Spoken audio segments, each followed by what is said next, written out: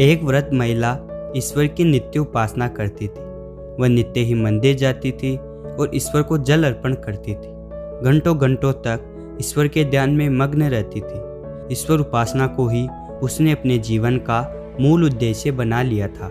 एक बार वह अत्यंत ही विकट स्थिति में आ गई। उसके पास खाने को कुछ नहीं बचा। घर में जो कुछ भी था उसकी बीमारी में खर्च हो गया। उसका जीवन यापन दुर्भर हो चुका था। कई दिनों से खाने के लिए उसे कुछ नहीं मिला। उसने अपने ईश्वर से मदद मांगने की सोची, क्योंकि वही उसका अंतिम रास्ता रह गए थे। वह वृद्ध महिला एक रेडियो प्रसारण में गई और रेडियो के माध्यम से कहा कि हे ईश्वर, अब आप ही मेरी मदद करें। उसका ये प्रसारण एक अहंकारी व्यक्ति ने सुन लिया, जो ईश्वर पर आस्था नहीं रखता था।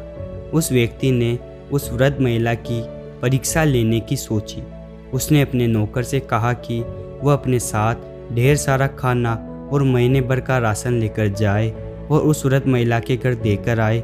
और जब वह महिला पूछे कि ये खाना किसने भेजा है, तो कह देवे कि शैतान ने भेजा है।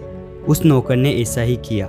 जैसे ही महिला के पास खाना व सामान पहुंचा, तो सबसे पहले उसने तृप्त होकर भोजन किया और फिर सारा राशन घर में रखने लगी।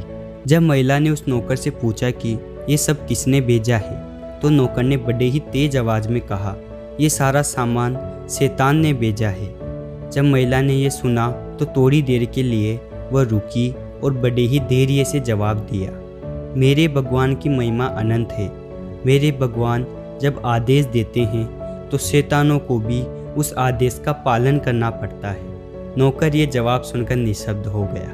कहने का तात्पर्य है कि ईश्वर के प्रति सच्ची निष्ठा ही आपके सभी समस्याओं का प्रत्यक्ष निवारण है।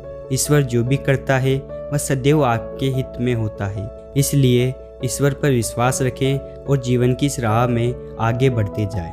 तो दोस्तों, ये थी आज की कहानी आपको कैसी लगी हमें कमेंट बॉक्स में कमेंट करके बताएं। और ऐसी ही नई नई कहानियाँ सुनने के लिए हमारे चैनल कथा जोन को सब्सक्राइब करें। धन्यवाद।